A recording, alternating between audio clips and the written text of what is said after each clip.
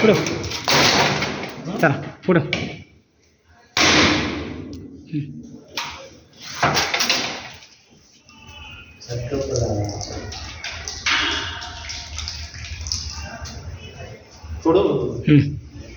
हां हे कर ऐ नारळ असं पड असं पुढं हे पोलटी पकड ते नारळ नारळ नारळ उलट असं